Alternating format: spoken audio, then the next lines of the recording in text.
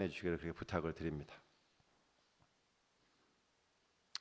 우리 오늘 말씀 하나 나누겠습니다. 우리 마태복음 13장에 예수님께서 하나님 나라의 비유를 해주신 여러 가지 비유가 있는데 그 중에 두 번째 비유인 알곡과 가라지의 비유입니다. 마태복음 13장 24절에서 43절까지의 말씀인데요. 도중에 중간에 생략하는 부분을 빼고 우리가 읽었으면 좋겠습니다. 몸이 불편하지 않으시면 다 함께 일어나셔서 우리 예배 드리도록 이 말씀 읽도록 하겠습니다. 13장 24절입니다. 시작. 예수께서 그들 앞에 또 비유를 들어 이르시되 천국은 좋은 씨를 제밭에 뿌린 사람과 같으니 사람들이 잘 때에 그 원수가 와서 곡식 가운데 가라지를 덧뿌리고 갔더니 싹이 나고 결실할 때 가라지도 보이거늘 집주인의 종들이 와서 말하되 주여 밭에 좋은 씨를 뿌리지 아니하였나이까 그런데 가라지가 어디서 생겼나이까 주인이 이르되 원수가 이렇게 하였구나 종들이 말하되 그러면 우리가 가서 이것을 뽑기를 원하시나이까 주인이 이르되 가만두라 가라지를 뽑다가 곡식까지 뽑을까 염려하노라 둘 다 추수 때까지 함께 자라게 두라 추수 때에 내가 추수꾼들에게 말하기를 가라지는 먼저 거두어 불사르게 단으로 묶고 곡식은 모아 내 곳간에 넣으라 하리라. 이에 예수께서 물리를 떠나사 집에 들어가시니 제자들이 나와 이르되 밭의 가라지의 비유를 우리에게 설명하여 주소서. 대답하여 이르시되 좋은 씨를 뿌리는 이는 인자요 밭은 세상이요 좋은 씨는 천국의 아들들이요 가라지는 악한 자의 아들들이요 가라지를 뿌리는 원수는 마귀요 추수 때는 세상 끝이요 추수꾼은 천사들이니 그런즉 가라지를 거두어 불에 사르는 것 같이 세상 끝에도 그러하리라. 인자가 그 천사들을 보내리니 그들이 그 나라에서 모든 넘어지게 하는 것과 또 불법을 행하는 자들을 거두어내어 풀무불에 던져 넣으리니 거기서 울며 이를 갈게 되리라. 그때 의인들은 자기 아버지 나라에서 해와 같이 빛나리라. 귀 있는 자는 들으라. 아멘. 네, 우리 자리에 앉아 주십시오.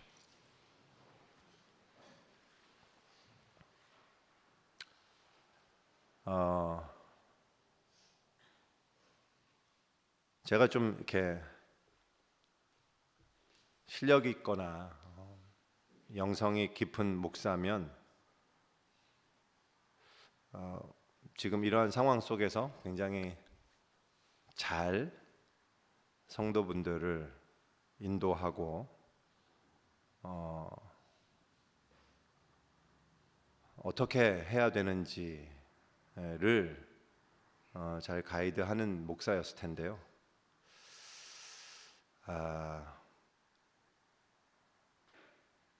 좀 실력이 없어요. 제가 아무리 생각해도. 그래서 사실은 오늘 설교를 하기가 굉장히 힘들었습니다. 그리고 솔직히 하고 싶지가 않았었어요. 그 이유는 우리 성도분들 제가 이제 여러분들을 하나님 앞으로 인도해야 되는 가이드해야 되는 역할을 하는 사람인데 다른 사람을 떠나서 설교자인 제 마음이 하나님께 대한 섭섭함과 또 원망스러움 그리고 괴로움으로 가득해 있기 때문입니다.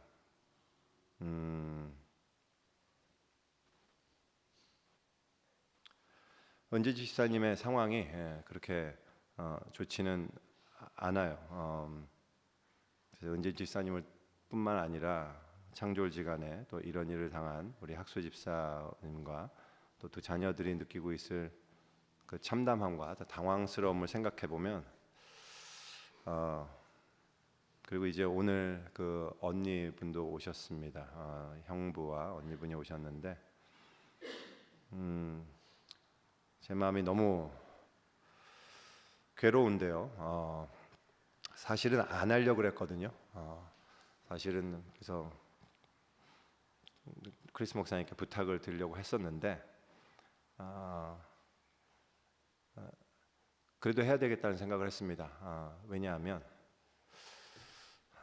어쩌면 지금 은지 집사님도 온라인으로 예배를 같이 드리고 계시거든요.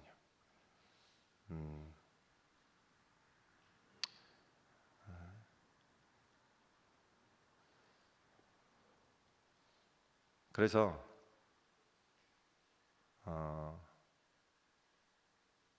함께 말씀을 나누려고 합니다. 우리 그리스도인들이 소위 하나님의 자녀요, 우리 백성이라고 하는 우리들이 이 땅에서 살아가는 동안에 드물지 않게 경험하고 느끼게 되는 특별한 감정이 있습니다. 일종의 당혹스러움이라고 할 수 있는데 어떤 거냐면 그것은 내가 믿는 하나님의 그 역사가 가시적으로 드러나지 않는다는 사실에서 오는 답답함과 좌절감입니다. 특별히 이런 괴로움은 우리가 원치 않는 우리가 보기에 지극히 부당하게 발생한 우리의 고통의 상황 속에서 우리가 하나님의 침묵을 경험하게 될 때 더욱 그렇습니다.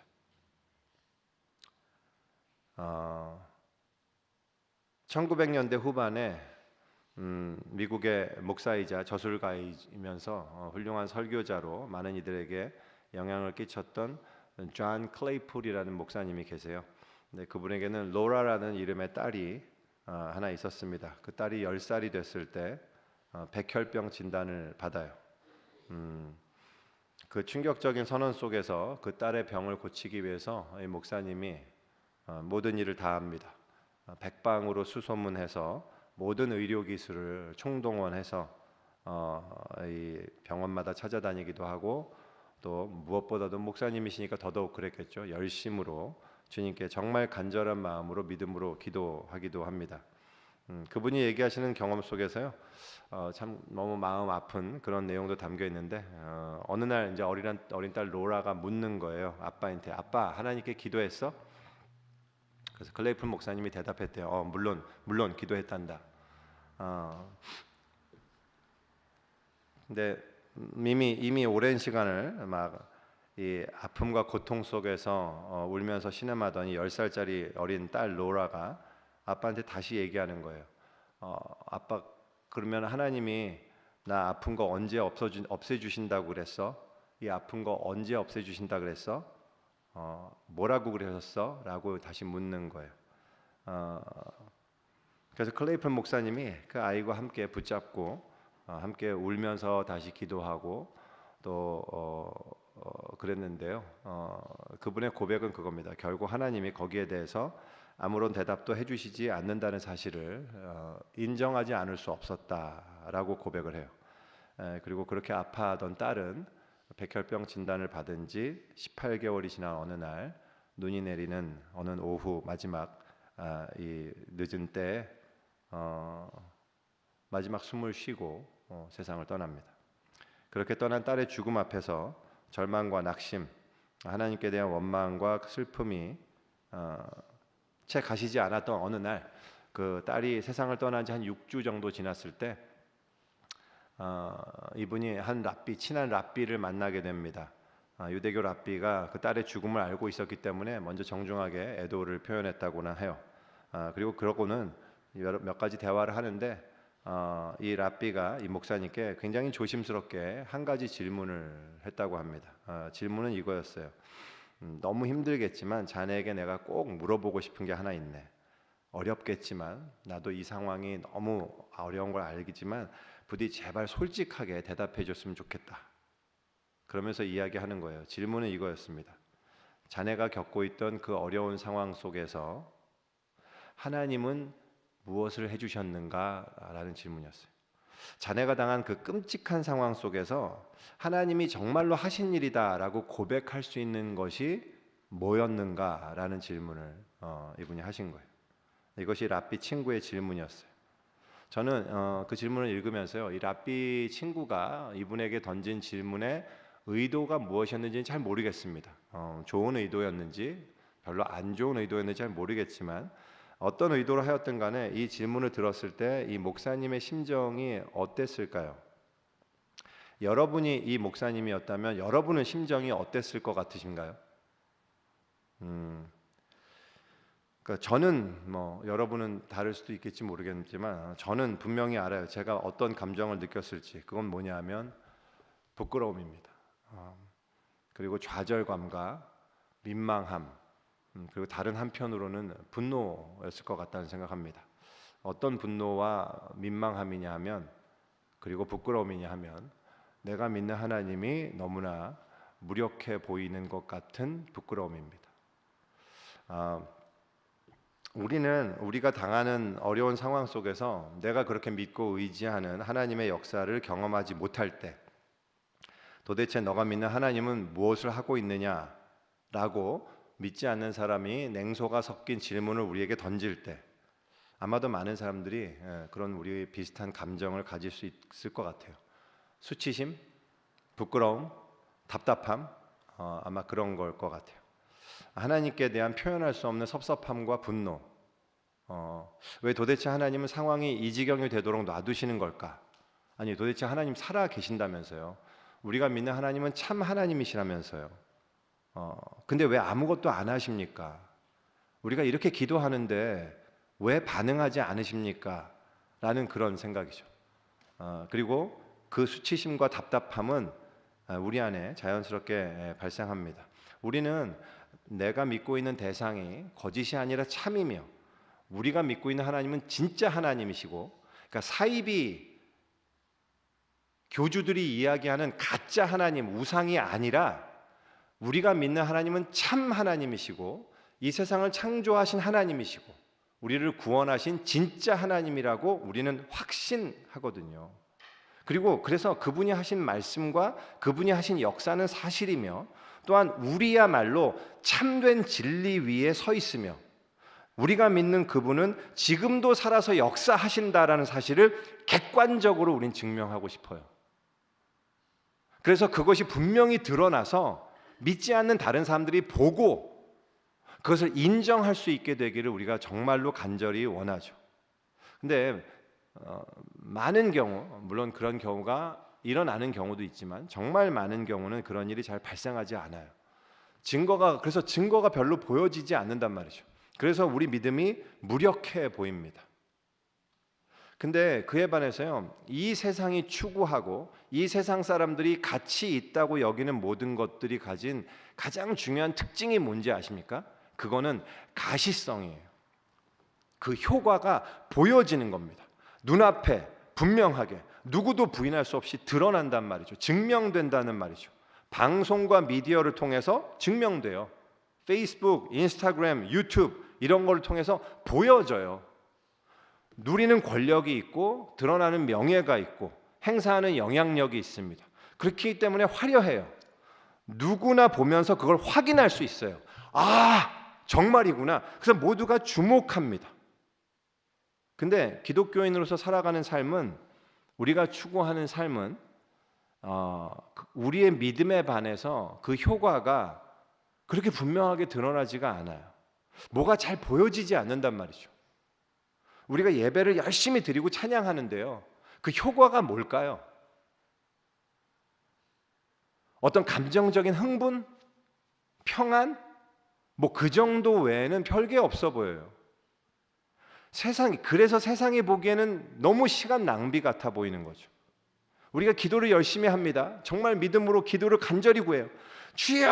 정말 믿음으로 간절히 구하는데 많은 경우에 우리가 원하는 결과를 별로 얻지 못하는 때가 많아요. 그것 때문에 사람들이 기도를 안 하는 거잖아요. 기도에 대한 흥미를 잃어버리거든요. 내가 이렇게 기도했는데 결국 안 이루어졌다라는 거죠. 너무 이해되잖아요. 그죠? 우리가 드리는 수고와 노력에 비해서 뭔가 보여지는 아웃풋이 너무 부족해 보입니다. 그래서 초라해 보여요. 그리고 그럴 때, 우리가 믿는 하나님이 초라해 보일 때, 그렇게 우리가 열심히 했던 우리들이 느끼게 되는 감정이 뭐냐 하면 부끄러움이에요. 수치심입니다. 그러면서 우리는 체념과 상실감을 경험하게 되죠. 그리고 그런 체념이 점점 반복되잖아요. 그러면 우리가 알게 돼요. 성경의 가르침보다 이 세상의 가르침이 훨씬 더 실제적이고 훨씬 더 강력하고 훨씬 더 효과적이구나 그런 생각을 하게 됩니다. 그래서 우리는 서서히 성경에서 멀어져서 세상이 이야기하는 쪽에 점점점 관심을 기울이게 되죠. 이것이 이 땅을 살아가는 수많은 그리스도인들이 직면하는 현실이에요. 근데 놀라운 사실이 하나가 있다면 이것이 현대를 살고 있는 우리만 가진 문제가 아니었다는 사실입니다. 지금까지 그리스도인으로 살아간 수많은 사람들이 동일하게 겪었던 문제고요. 하나님의 나라가 이 땅에 도래했음을 처음으로 선포하고 전파했던 초대 교회의 제자들조차도 이 문제에서 예외가 아니었습니다. 수많은 제자들이요, 예수의 부활을 외치고 기쁨으로 복음을 선포하고 하나님 나라가 임했습니다라고 이 땅에서 외치고 선포하고 전도하고 했는데요, 그들은 곧 한 가지를 발견하게 됐어요. 그들이 외치는 하나님의 나라가 많은 사람들이 기대하는 방식의 권능을 보이지 못하고 있다라는 사실을 알게 된 거예요. 예수 그리스도로 인해서 틀림없이 이 땅에 하나님 나라가 시작됐는데, 그럼에도 불구하고 로마는 여전히 그 땅을 지배하고 있었고, 로마 황제는 여전히 무소불위의 엄청난 능력과 권력을 행사하고 있었고, 세상 지도자들은 막강한 권력을 행사하면서 많은 사람들을 핍박하고 있었고, 죽음을 무기로 수많은 사람들을 짓밟고 있었고, 백성들은 부조리와 탄압 속에서 여전히 고통으로 신음하고 있었단 말이죠. 굶주림과 질병, 범죄, 전쟁, 천재지변은 계속되어 왔고, 끔찍한 불행이 개인과 가족의 삶을 철저히 파괴시키는 일 역시 계속 발생한 거란 말입니다. 아니, 하나님의 나라가 도래했다면서요. 하나님 나라 왔다며. 근데 왜 세계는 왜 이토록 여전히 악이 존속하고 있으며 왜 이전과 비교해서 별로 달라진 게 없어 보이는지, 하나님 나라가 강력하게 그 모습을 왜 드러나지 못하는지, 이것이 초대교회의 제자들이 직면했던, 지금 우리가 마주하고 있는 현실과 조금도 다르지 않은 문제였습니다. 그리고 이러한 현실에 부딪히게 될 제자들에게 주님이 알려주시고자 했던 하나님 나라의 비밀이 무엇인지, 그 내용이 오늘 비유에 잘 담겨 있어요. 읽으면서 파악하셨겠지만 오늘 비유의 말씀을 보면 대단히 이상한 밭주인이 등장합니다. 밭의 주인이 좋은 씨를 밭에 뿌렸어요. 근데 그래서 밭에 좋은 씨를 뿌려갖고 그것들이 막 싹이 나고 자라기 시작합니다. 줄기가 나고 거기에 밀이 막 무럭무럭 이렇게 막 자라기 시작해요. 근데 그 밭을 가만히 종들이 보니까 가라지가 함께 자라고 있는 거예요. 이제 가라지라고 번역된 이 풀은요, 헬라어로는 이제 지자니온이라고 합니다. 영어로는 tares 혹은 이제 darnel이라고 번역되는 그 풀인데요. 학명은 롤리움 테물렌툼이라고 불리는 작물이에요. 제가 사진을 하나 보여드릴게요. 이 왼쪽에 있는 게요, 소위 말해서 알곡이에요. 실제 밀입니다. 밀이고요. 오른쪽에 있는 것이요, 가라지예요. 롤리움 테물렌툼이라고 하는, 겉보기에는 비슷해 보이죠. 오른쪽에 보이는 것도 굉장히 알곡이 있어 보이잖아요. 근데 저거는 알곡이 하나도 없는 놈입니다. 그래서 우리나라의 말로 옛날에 독보리라고 그랬거든요. 독보리가 저놈이에요. 독보리는 겉으로 보기에는 알곡이 풍성해 보이는데 알고 보면 하나도 먹을 수 없는 놈입니다. 그래서요, 이게 막 같이 자라고 있었던 거란 말이죠. 그래서 종이 가서 주인에게 이야기를 했더니, 근데 이제 이 밭주인이 왜 굉장히 이상한 밭주인이냐 하면, 아시다시피, 많은 사람도 아시다시피 우리 아랍과 동양 문화권은 수치 문화권이에요. shame based culture라고 얘기합니다. 그래서 이제 서양 문화권은 guilt based culture인데 반해서 우리 동양 문화권은 shame based culture거든요. 무슨 얘기냐면 체면이 가장 중요한 거예요. 그래서 제가 어렸을 때만 해도요, 저는 그 부모님이 그런 얘기를 하시곤 했어요. 양반은 절대로 뛰는 법이 없다, 이런 얘기를 했거든요. 그래서 양반은 아무리 급해도 뛰지 않습니다. 왜? 체면을 손상시키면 안 되거든요. 그게 범죄거든요. 체면을 손상시키는 것만큼 범죄가 없어요.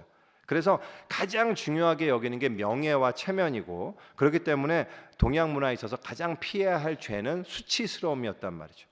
지금 그렇기 때문에 여러분들 그 아랍 나라에는 지금도 명예살인이 남아 있잖아요. 명예살인. 그 명예살인이 왜 남아 있는지 아세요? 왜냐하면 우리 가문의 수치를 남긴 이 인간을 내가 제거하리라라는 그런 거거든요. 그러므로 말미암아 우리가 이 가문의 명예를 다시 되살리겠다. 이게 이런 정신이 바로 shame based culture예요. 근데 이러한 문화는 고대 이 아랍과 이스라엘 지역에 훨씬 더 강했단 말이죠. 그래서요. 근데 이 주인이 그거를 그렇게 개의치 않는 거예요. 당시에 원수라고 하면요. 어떤 존재냐면 따라서 이 나에게 수치를 안겨주는 존재가 원수인 거예요. 가장 큰 원수예요. 그래서 시편에서도 그 시편의 노래를 잘 보다 보면요. 이 나를 수치스럽게 한 원수에 관한 이야기들을 많이 합니다. 아니면 그 원수에 복수하는 게 뭐냐면 하나님께서 그 원수 앞에서 나를 명예를 회복시키는 것. 이게 이제 복수로 등장하는 경우가 많아요. 그래서 이게 고대 사회의 원수의 내용인데요. 이 밭주인에게도 원수가 있었습니다. 근데 이 원수는 밭을 막 해치거나 밭에 막 불을 지르거나 밭을 망쳐놓는 게 아니고요. 하는 일이 뭐였냐면 밤중에 사람들 잘 때 몰래 와서 독보리 씨를 뿌리는 거였어요. 그래서 나중에 이 밭주인으로 하여금 이 농부로서 참 게으르다. 아우 저 이 밭주인은 누군지 몰라도 너무 형편없는 밭주인이네. 농사도 모르고 농사도 잘 못 지는 이런 주인이네라고 많은 사람들 앞에서 수치를 당하게 하는 것. 그것이 이 원수의 목적이었기 때문에 그래요. 그래서 지금 실제로 밭을 하고 있는데 식물이 자라고 알곡이 열리고 그러는데 가만히 보니까 정말 가라지가 보이는 거예요.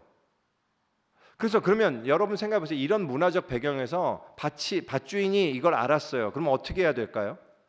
너무 단순한 답이잖아요. 아주 심플합니다. 당연한 답이에요. 뭐냐면 종들로 하여금 그 가라지를 뽑도록 시켜야 돼요. 그래서 내가 얼마나 농사를 잘하는 사람인지 또 얼마나 부지런한 사람인지를 보여줘야 됩니다. 그게 나의 체면을 살리는 길이기 때문에 그래요. 그래서 종들이 묻습니다. 와갖고 저희들이 저 가라지 다 뽑을까요? 근데 이 비유가 가진 가장 이해할 수 없는 부분이 바로 이 포인트에서 등장해요. 주인이 이렇게 얘기합니다. 주인이 이르되 가만두라. 가라지를 뽑다가 곡식까지 뽑을까 염려하노라. 그리고 30절에 가면 둘 다 추수 때까지 함께 자라게 두라. 이렇게 얘기합니다. 여러분 이게요 너무나 말이 안 되고 이 주인이 정말로 이해할 수 없는 주인인 것이요. 왜냐하면 여러분 이 가라지가 가득한 밭을 한번 상상해 보세요. 한마디로 잡초가 막 자라있는 밭이에요. 아무도 가꾸지 않아가는 것 같아 보인단 말이죠. 밭 전체에 곡식과 가라지가 막 엄청 섞여 있어요. 그러면 이게 여러분이 그 밭의 주인인 농부를 하더라도 굉장히 부끄러우고 참담한 어떤 이런 결과란 말이죠. 근데 이 주인이 그런 수치를 전혀 개의치 않는 거예요. 그리고 그 수치와 부끄러움보다도 이 주인이 정말 중요하게 여기는 건 뭐냐면 그 밭에 자라고 있는 알곡들이란 말이죠. 정말 놀라운 것은 이 알곡 전체에 관한 게 아니에요. 한번 생각해 보세요. 제가 지난번에 창세기 할 때도 잠깐 이걸 얘기를 드렸었는데 만약에 주인이 종들을 시켜서 가라지 제거시켜라. 가라지 좀 뽑아라. 이렇게 얘기했다면 그러면 그 결과가 어떻게 됐을까요? 종들이 가라지를 뽑다가 가라지랑 알곡을 전혀 구분 못해갖고 전부 다 뽑든지 아니면 전부 다 그대로 들여갖고 다 망쳐놨을까요? 그럴 리는 거의 없어요. 그들은 대부분 그 일을 아주 잘 해냈을 겁니다. 구분이 쉽지 않아서 실수한 게 몇 개 있겠죠. 한번 뽑았는데 잘못 뽑았네. 이런 게 몇 개 있을 거예요. 몇 개쯤 될 거예요. 하지만 대부분 일을 잘했을 거란 말이죠. 그래서 그렇게 하고 나면 이제 알곡만 풍성한 그 밭을 추수 때 바라보면서 흡족한 모습으로 그 밭을 바라볼 수 있었을 거란 말이죠. 근데 지금 주인의 마음은요 거기에 있는 게 아니고 아까 그 실수해서 뽑히게 될 몇 개 안 되는 그 알곡들에게 있다는 얘기예요. 그 몇 개의 알곡들, 그 알곡들을 생각해서 주인은 그 무수한 가라지를 그냥 두라고 한단 말이죠. 예수님이 말씀하시는 건 이거예요. 결론적으로 하나님이 이런 분이시라는 얘기입니다. 그리고 하나님 나라가 이러하다라는 겁니다. 하나님은 혹시라도 처음에 가라지처럼 보여서 뽑힘을 당할 뻔했던 어떤 곡식이 무사히 자라서 알곡이 맺히게 되기를 때까지 그 알곡을 위해서 끝까지 인내하고 기다리시는 분이다. 바로 그런 이상한 밭주인 같은 분이 하나님이다. 하나님은 당신의 자녀이자 백성인 이들을 단 한 명도 잃지 않기 위해서 그 모든 수치와 부끄러움을 인내하고 기다리시는 분이다라는 것이 오늘 이 비유를 통해서 예수님이 우리에게 알려주시는 내용이란 말이죠. 그렇다면 여기 조금 전에 제가 이러한 하나님이 어떤 분이신가에 관한 레슨을 말씀드렸지만 이 비유가 가진 또 다른 굉장히 중요한 레슨들이 무엇일까를 우리가 생각해 볼 필요가 있습니다. 여기에 좀 많은 교훈을 우리가 생각해 볼 수 있지만 그 중에 핵심이 되는 몇 가지만 오늘 살펴보고 마치려고 합니다. 그 한 가지는 뭐냐면요, 이 땅의 고통과 악의 문제에 대한 기독교적 관점이에요. 밭주인이 밭에 틀림없이 알곡만, 곡식, 알만 뿌렸건 씨앗만 뿌렸는데 막상 자라고 보니 너무 많은 가라지들이 있어요. 이 사실이 너무나 의아한 거죠. 어떻게 이런 일이 발생할 수 있단 말입니까? 바로 이 질문. 도대체 이게 어떻게 된 거죠? 이 질문. 이 종들이 주인에게 했던 첫 번째 질문은 사실 우리 많은 그리스도인들이 우리 인생 속에서 하게 되는 가장 중요한 질문 중에 하나예요. 27절에 얘기합니다. 주인님, 밭에 좋은 씨를 뿌리지 않았습니까? 근데 왜 가라지가 생긴 겁니까? 이 질문이에요. 주님이 오시지 않았습니까? 하나님 나라가 시작됐지 않았습니까? 예수 그리스도의 십자가로 이 땅의 구원의 역사가 시작됐지 않습니까? 그래서 영원히 구원을 얻고 하나님의 통치가 이 땅에 임하지 않았습니까? 근데 왜 어째서 이 세상에는 여전히 전쟁과 범죄와 사고와 질병과 천재지변으로 인한 이런 부당한 고통이 있고 슬픔이 있는 겁니까? 어째서 여전히 악은 계속 활개를 치고 있고 선한 사람들이 부당하게 고통을 받는 이 일은 왜 끊임이 없는 겁니까? 이것이 우리가 드리는 질문이고 우리의 당혹감의 핵심이잖아요. 우리가 도무지 이해할 수 없는 고통 가운데 주님께 우리가 이런 항변을 하게 됩니다. 그때 주님의 대답이 뭐냐면요, 이거예요. 원수가 이런 짓을 저질렀구나. 여러분, 우리가 중요한 사실 하나를 꼭 기억하기 원합니다. 뭐냐면 이 주인이 가라지의 근원이 아니라는 사실이에요. 우리 그리스도인들이 굉장히 쉽게 오해하는, 굉장히 많은 실수를 거듭하는 문제가 하나가 있다면 뭐냐면 악의 근원을 하나님의 뜻으로 해석하려는 시도예요. 그래서 하나님이 어떤 고통당하는 사람을 인격을 빚으시기 위해서 고통을 주셨다든지, 우리가 지금은 이해할 수는 없지만 실상 이런 고통은 하나님의 어떤 선한 계획의 일부다라든지 그런 식으로 생각하는 부분입니다. 이런 생각이 가진 아주 치명적인 위험성이 있는데요. 그건 뭐냐면 이 세상에 벌어지는 악을 정당화하는 문제가 있다는 데 있어요. 악이 발생해서 그것에 고통받는 사람들 앞에서 그것이 마치 하나님의 뜻인 양, 그것이 그렇게 하나님을 변호해야 그것이 하나님이 변호되는 것처럼 이야기하는 경우가 있어요. 근데 혹시라도 그렇게 생각하시는 분이 있다면 되게 죄송한데요, 오해입니다. 그것은 정상적인 성경적인 이야기가 아니에요. 오늘 본문에서 이 알곡과 가라지의 비유는 그러한 모든 시도들에 대해서 단호하게 NO라고 이야기하고 있어요. 내 아이가 유괴범에게 납치되어서 살해를 당한 그것이 하나님의 뜻이 아니에요, 여러분. 하나님 뜻이 아니라고, 그걸 통해서 이분이 교회를 나가게 되고 결국 구원을 받게 되었다 하더라도요, 그 아이가 죽임을 당한 건 하나님의 뜻이 아니란 말입니다.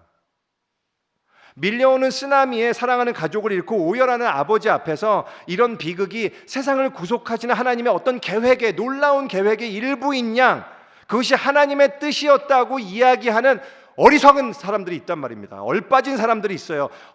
되게 죄송한데요, 헛소리예요. 그런 소리, 헛소리란 말입니다. 하나님의 뜻을 말씀드릴까요? 하나님의 뜻은 무엇이냐면 죽음이 아니라 사는 거예요. 그게 하나님의 뜻이에요. 주님의 뜻은 불행이 아니라 행복이란 말입니다. 주님의 뜻은 악이 아니라 선이에요. 하나님은 우리의 삶에 악을 심지 않으십니다. 악을 주지 않으세요. 악을 행하지 않으신단 말이죠. 그렇다면 우리에게 왜 이 일이 발생한 거죠?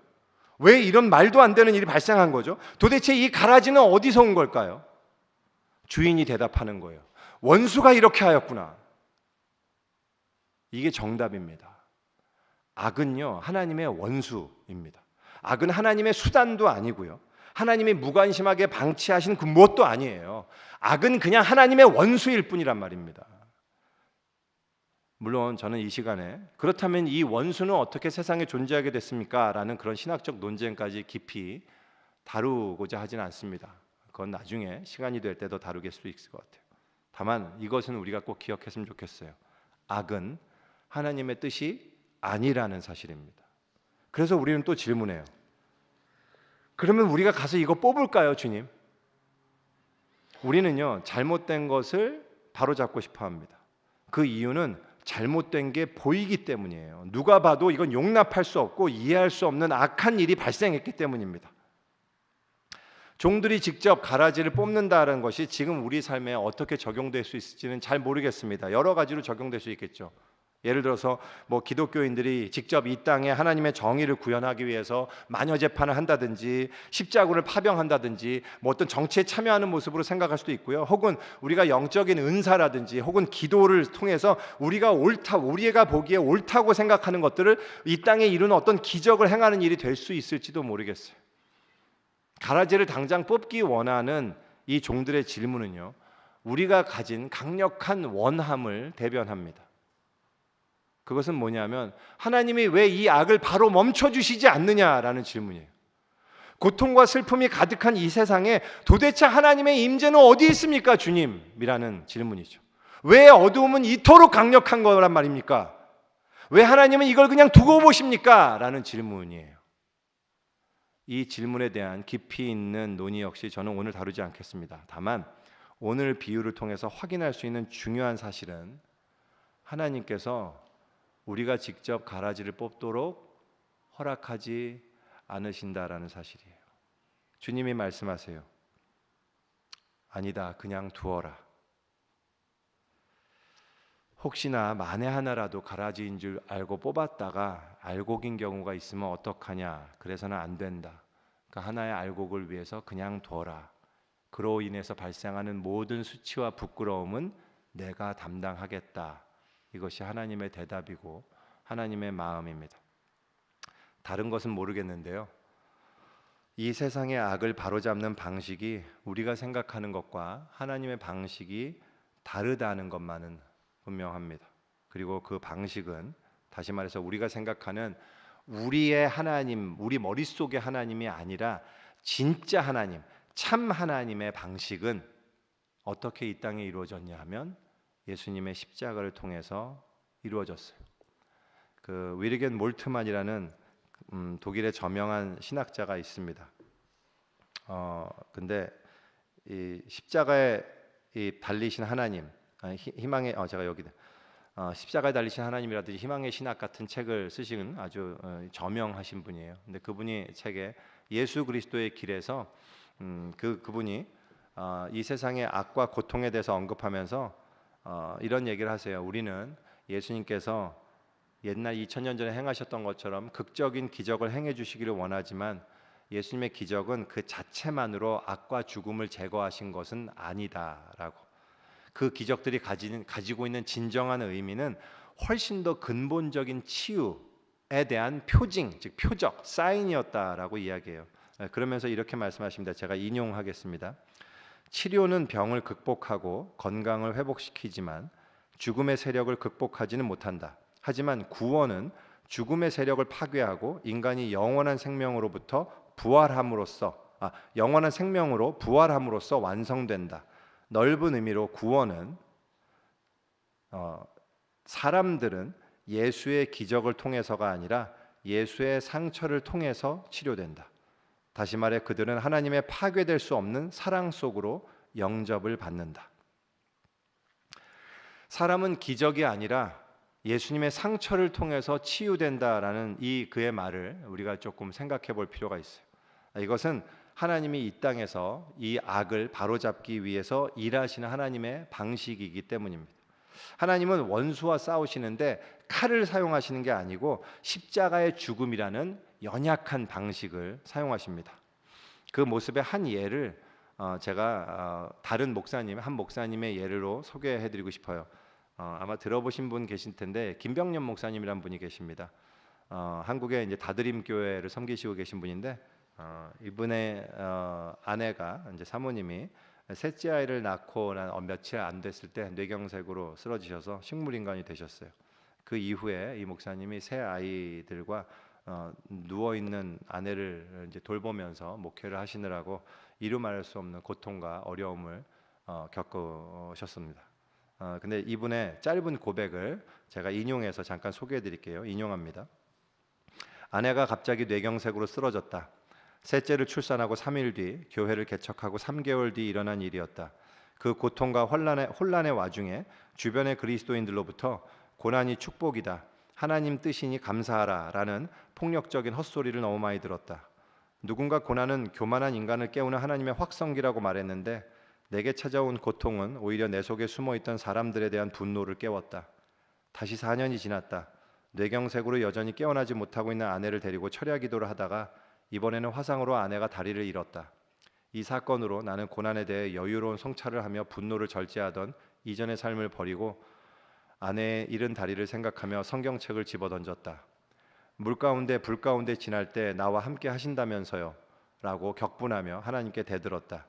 내 인생에 주어지는 어수선한 삶이 불공평하다며 내 삶에 드러나는 하나님의 부재로 인해 꺼이꺼이 울었다. 나는 너무 화가 나서 하나님, 인간이 되어 보셨어요? 라고 따져 물었다. 그렇게 시간이 흘렀다. 그런데 어느 날 문득 인간이 되신 그분이 십자가에 나타났다. 십자가의 예수님은 슬피 우시고 피 흘리시는 하나님이셨다. 그 순간 십자가는 내 아픔을 영원한 삶으로 이끌고 갔다. 그때 나는 내 아픔으로 울다가 우시는 하나님을 만났으며 이제 다른 이들의 고통 때문에 아파 운다.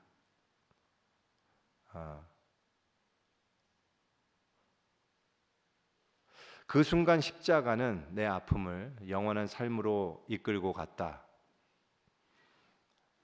십자가에 못 박혀 죽으신 그리스도, 그래서 이 세상이 무력하고 연약한 실패자로 치부하는 그 예수 그리스도의 십자가를 통해서 하나님은 지금도 당신의 사랑을 우리에게 보여주시며 이 세상의 악을 고치고 치유하고 계십니다. 그것이 가라지를 뽑다가 곡식까지 뽑을지 염려하시는 하나님의 방식이에요. 근데 마지막으로 하나 더 기억해야 될 게 있습니다. 그것은 알곡과 가라지가 함께 자라는 그 시간이 영원하지는 않을 거라는 사실입니다. 30절만 읽겠습니다. 둘 다 추수 때까지 함께 자라게 두라. 추수 때에 내가 추수꾼들에게 말하기를 가라지는 먼저 거두어 불사르게 단으로 묶고 곡식은 모아 내 곡간에 넣으라 하리라. 추수 때가 올 것입니다. 심판의 때가 있어요. 그런데 이 심판이 가지고 있는 가장 중요한 속성은 오히려 기쁜 거예요. 심판이란 건 뭐냐면요, 모든 진리가 분명하게 드러나고 선과 악이 구분되고 모든 잘못되었던 것들, 악한 것들, 가라지와 같았던 모든 것들이 완전하게 제거되고 모든 완성이 바로 잡히는데, 바로 그것을 말하는 것이기 때문에 그래요. 하나님께서 그 모든 것을 밝히 드러내시고 당신의 진리와 정의와 사랑으로 모든 것을 완벽하게 회복시키시는 것, 그것이 심판이에요. 그리고 이것은 지금 이 땅에서 부당하게 고통받고 있는, 그리고 또 받았던 모든 영혼들에게 참된 위로를 줍니다. 왜냐하면 참된 위로가 뭔지 아세요? 참된 위로란 건 단지 그냥 우리가 이 땅을 떠나서 천국으로 간다든지 아니면 이 내가 받는 고통을 통해서 하나님이 어떤 다른 선을 이룰 것이라든지 이런 게 아니에요.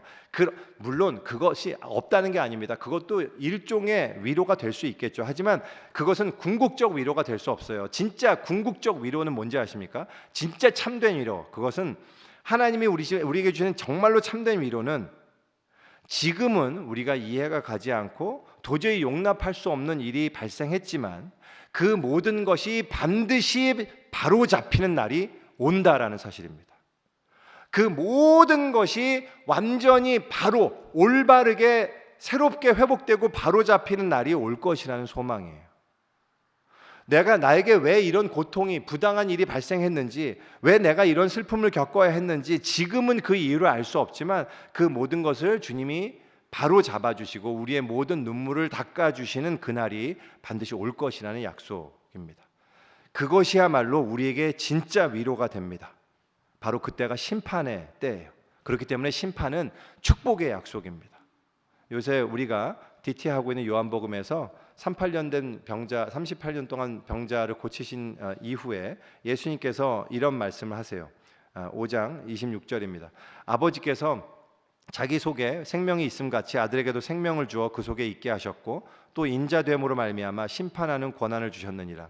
이를 놀랍게 여기지 말라. 무덤 속에 있는 자가 다 그의 음성을 들을 때가 오나니 선한 일을 행한 자는 생명의 부활로 악한 일을 행한 자는 심판의 부활로 나오리라.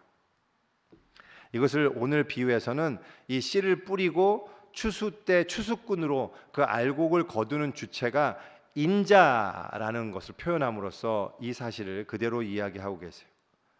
이 하나님은 하나님만이 하실 수 있는 그 역할을 인자, 즉 사람의 아들이라고 불리는 어떤 이상한 인물에게, 곧 당신의 아들 예수께 모두 위임하셨다라는 사실입니다. 그리고 그 인자, 그리스도 예수를 믿는 모든 영혼, 그 그리스도 안에 있는 모든 영혼은 생명의 부활로, 선한 자의 부활로 나오게 될 것입니다.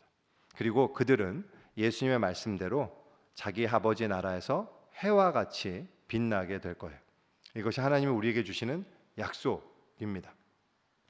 제가 오늘 말씀을 통해서 한 가지만 더 살펴보고 마치려고 합니다. 그리고 이 모든 내용을 통해서 이 비유가 우리에게 요구하는 한 가지 자세가 있다면 그것은 바로 인내입니다. 오늘 본문에 등장하는 비유의 핵심에는 인내가 있어요. 오래 참는 것이 있습니다. 눈에 보이는 것이 없고 기대되는 것이 없음에도 불구하고 끝까지 참고 기다리는 모습이 있습니다.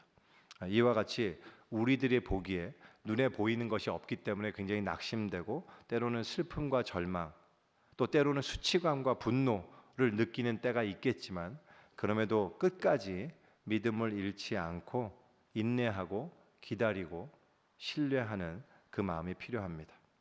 근데 사실 이러한 우리의 인내와 기다림의 배후에는 실상 우리보다 더욱 그 모든 수치와 불명예를 참으시고 감수하시고 기다리시는 하나님 자신의 인내가 있습니다. 그리고 그 인내가 분명히 드러난 사건이 바로 예수님의 십자가 사건이에요. 조금 전에 말씀드렸듯이 이 비유에서 모든 수치를 감내하고 인내하는 주인은 바로 인자, 즉 사람의 아들 예수 그리스도라고 제가 말씀드렸습니다. 그리고 그 수치, 모든 수치를 감수하신 그 사건이 바로 십자가예요. 지금도 예수님은 조롱을 당하시잖아요. 지금도 세상은 십자가에 달린 하나님이라고 하하하 하고 조롱합니다. 그게 무슨 말이 되는 이야기야. 그거는 실패자고 성공 못한 거지, 구원 못한 거지 라고 세상은 평가해요. 하나님은 여전히 부끄러움을 지금도 당하고 계십니다. 그런데 십자가에서 예수님은 수치를 당하셨고 지금도 당하고 계시는데요. 그리고 그렇기 때문에 세상은 예수가, 십자가에 달려 죽은 예수가 하나님이라는 사실을 믿지 않잖아요. 왜냐? 아까도 말씀드렸듯이 십자가에서는 우리가 눈에 볼 수 있는 가시적인 성과, 내가 눈에 보기에 구원이라고 할 만한 게 아무것도 보여지지 않기 때문이거든요. 그래서 그것은 실패로 보입니다. 허무로 보여요. 그렇기 때문에 십자가는 너무나 초라해 보여요. 그런데요, 놀라운 사실은 예수님은 그 십자가의 죽음을 통해서 구원을 이루셨다는 사실입니다. 예수님은 그 십자가를 통해 구원받을 한 영혼, 그 한 알곡을 생각하며 당신의 모든 수치와 부끄러움을 참으셨어요. 하나님 아버지에 대해서 순종하고 인내로 끝까지 가셨습니다. 바로 그리고 그 인내와 순종을 통해서 우리들에게 진정한 참 생명, 부활과 구원의 생명이 우리에게 주어진 거예요. 그것을 히브리서 기자는 이렇게 표현하고 있습니다.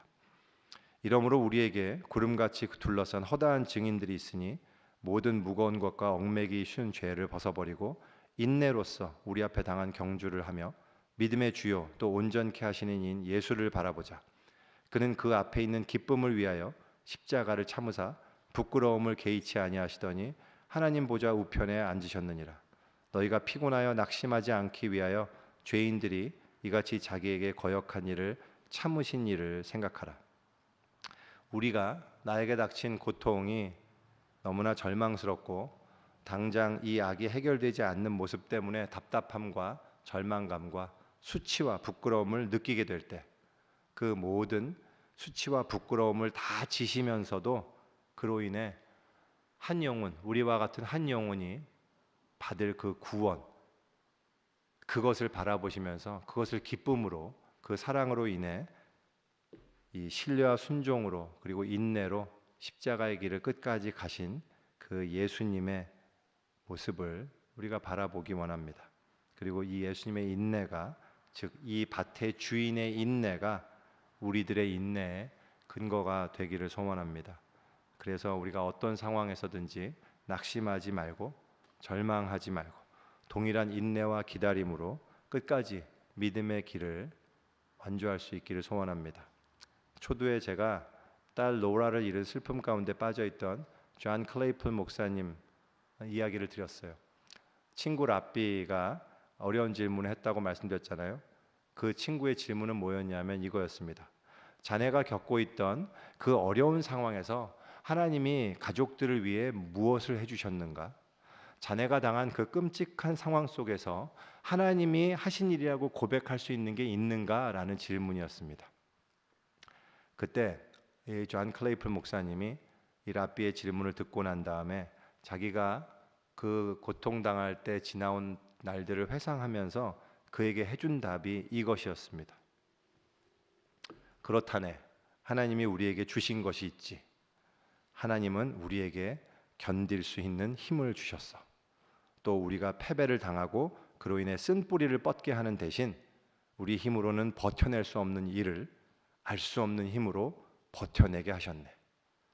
이것이 그 목사님의 고백이었습니다. 이 고통의 순간에 하나님의 나라가 도무지 보이지도 느껴지지도 않는 그 순간에 하나님께서 이 목사님께 허락하셨던 인내라는 선물이 바로 오늘 비유를 통해서 주님께서 이 땅에 하나님 나라를 살기 위해서 분투하는 우리 모두에게도, 또한 무엇보다도 이 시간에 고통으로 큰 낙심과 좌절 가운데 있는 이들에게, 특별히 우리 은진 집사님과 학수 집사님과 또한 유신이와 유찬이에게 주시고자 하는 가장 귀중한 선물이라고 믿습니다. 그리고 그 인내로 인해서 우리는 반드시 하나님이 약속하신 그 기쁨의 영광을 누리게 될 것입니다. 기도하겠습니다.